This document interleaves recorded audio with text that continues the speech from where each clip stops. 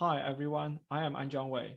Today I'm going to present my work on preempting flaky tests via non-idempotent-outcome tests. This is a joint work done by me and my collaborators, Paul, Zhengxi, Tao, Darko, and Wayne. We are from Stanford, Peking, Illinois, and George Mason University. Let me start by telling you an anecdote of someone developing software. On a Friday afternoon at 4:15 p.m., the developer has made some changes to the code, and the developer sends the changes to a server where the code is compiled and some tests are run to check the changes. If all the tests pass, then the developer will be allowed to merge the changes, and the updated software will soon make its way to the users. However, if some tests fail, then the developer will be asked to debug the changes until all the tests pass. Switching back to our anecdote, the developer gets the results back from the servers at around 5 p.m., saying that the changes have caused some tests to fail. So the developer goes and spends time debugging the changes. 30 minutes later, the developers still had no idea why the changes have caused some tests to fail. So the developer simply sends the test to the server again. To the developer's surprise, at 6:15 p.m., all the tests now passed, leaving the developer to be quite confused, as nothing was changed from the first run. But more importantly, on this Friday afternoon, the developer has now wasted over an hour of time debugging test 1 and test 2 and running the tests without making any new change. This story may sound like an isolated incident, but it is not. In fact, in recent years, there has been many companies that have written blogs describing the problem of test 1 and test 2.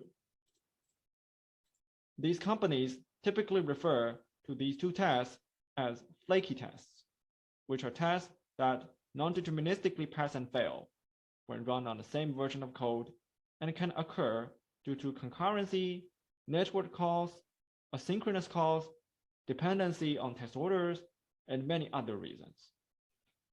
Here I show some of the blogs from companies such as Microsoft, Mozilla, Google, Twitter, and Dropbox. Let's begin with the definition of flaky tests. A test is flaky if it passes or fails for the same code version. Flaky tests are harmful because they can mislead developers to debug non-existent faults in their recent changes, and also reduce developers' trust in tests.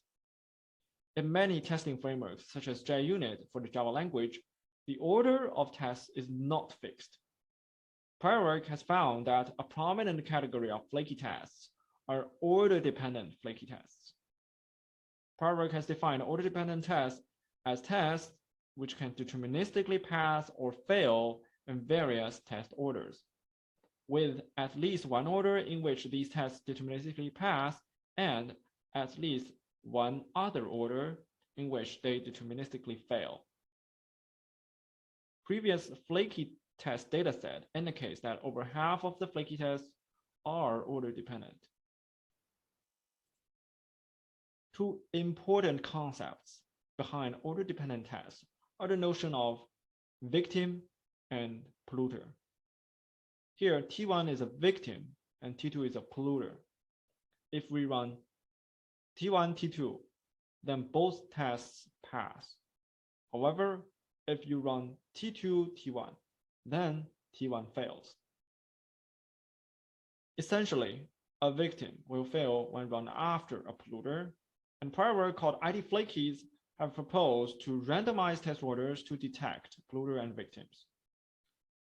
Here we break down the causes of such victims and polluters into three parts. Firstly, the polluter must modify some shared state. Secondly, the victim's assertion depends on some shared state. Last but not least, the shared state modified by the polluter has to be exactly the same shared state that the victim's assertion depends on. In this small example, the variable x. It is because of the three reasons together that make T1 order dependent. A natural question here is, what if the third point does not hold? So next, we talk about the concepts of latent victim and latent polluter. Here, T3 is a latent victim because it has an assertion depending on y, which is a global shared variable. We call it latent victim instead of victim because currently no tests modify y. To be clear, all victims are latent victims, but not all latent victims are victims. Here, T4 is a latent polluter because T4 modifies the shared state Z, which is a global shared variable. We call it latent polluter instead of latent. We call it latent polluter instead of polluter because currently no test assertion depend on Z. Similarly, we can know that all polluters are latent polluters, but not all latent polluters are polluters.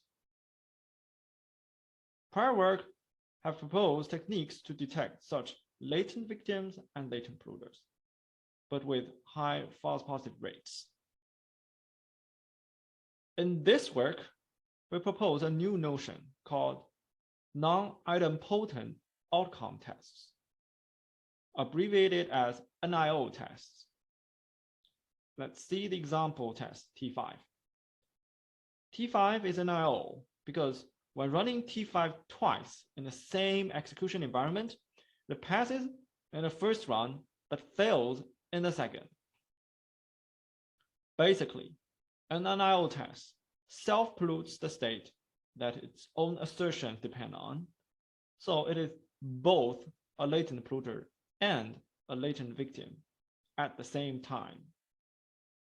In general, we can conclude that all NIOs are both latent polluters and latent victims.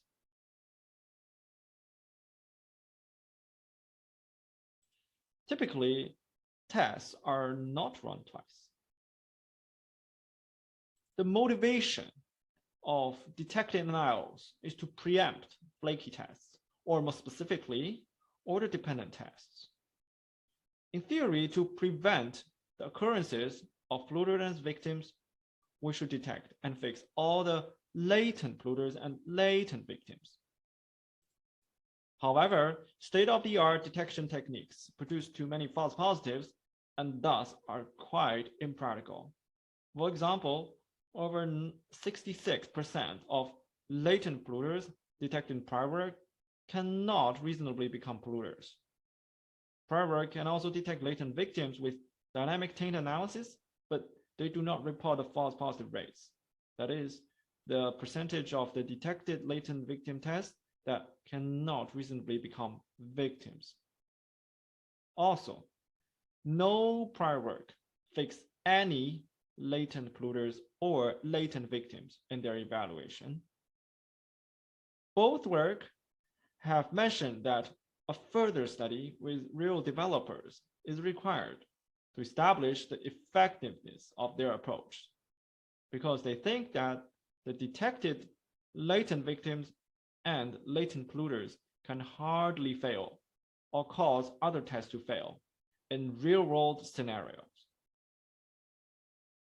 In this work, we propose that NIOs are much more worth fixing because they are both latent victims and latent polluters at the same time, much easier to detect with no false positives.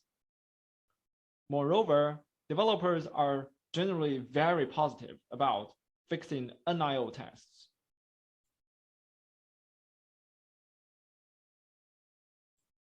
Our contributions are as follows. We define non-idempotent outcome tests as tests that deterministically change from pass to fail when run twice in the same execution environment. To effectively detect NIO tests, we propose 3 detection modes. We also run a large-scale empirical evaluation detecting 361 NIO tests in Java and Python. To fix NIO tests, we inspect every NIO test and confirm that there are no false positives. We have opened pull requests that fix 268 tests, with 192 of them accepted, only 6 rejected, and the remaining 70 pending. Let's take a look at real-world NIO examples. Running the test named test slurm command twice produces type error on the 3rd line, saying that list indices must be integers or slices, not string. The reason is that in the first run, the cleaning code is buggy. cmd.overrides is actually a dictionary in Python, as we can infer from line 3, but the code in red cleans it with an empty list. On the 2nd run, it fails because there is a type mismatch. Our fix is to change the empty list into an empty dictionary, and the developers commented with, "Thanks, good catch." Let's see another example together. The test called test0 fails on the 2nd run because the assertion fails for comparing NumPy arrays. After analyzing the failure, we find that the root cause is actually in a function named to0 invoked by the test.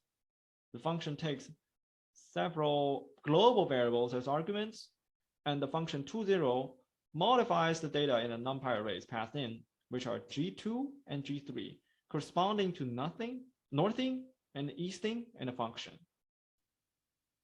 The code in red changes these global variables because -= is an in-place operator, directly modifying the data in a global NumPy array, and our proposed fix can avoid changing those variables by creating new arrays, thus making the arguments and the global variables unchanged when invoking the function.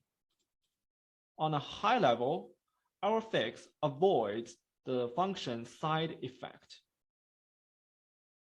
Developers merged our change and praised us by saying that this is a good change. In our empirical evaluation, we studied 127 Java modules and 1006 Python projects. We find up to 26% and 9% of them have at least one NIO test, respectively. In our experiment, we detect a total of 361 flaky tests.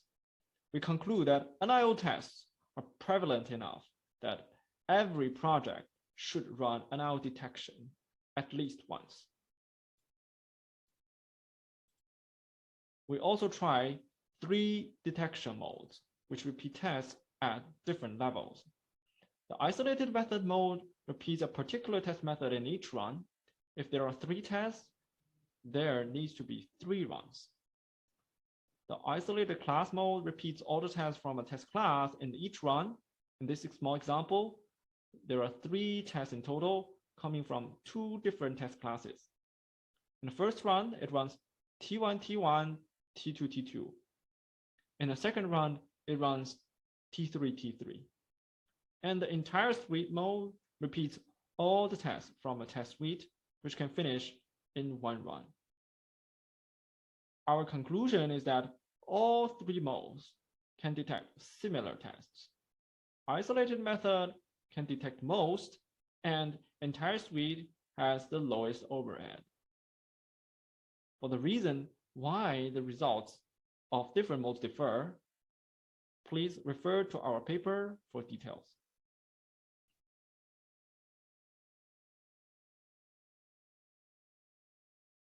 Of all the detected 361 NIO tests, we manually debug each one of them, and we fixed 268 of them by opening pull requests. Up to 192 fixes have been accepted, with 70 pending and 6 rejected. We do not fix 51 tests, either because we cannot localize the pollution or due to the difficulty in cleaning the pollution. 42 tests are not available because they are not NIL in the latest version, some of which have been fixed by developers. In conclusion, we find that developers are generally positive about fixes for NIL tests. Also, providing reproducible steps and explaining the motivation helps. We also compare NIL tests against previously known polluters and victims in Java and Python. According to the Venn diagram, we can conclude that NIL tests are related, but not subsumed by polluters and victims.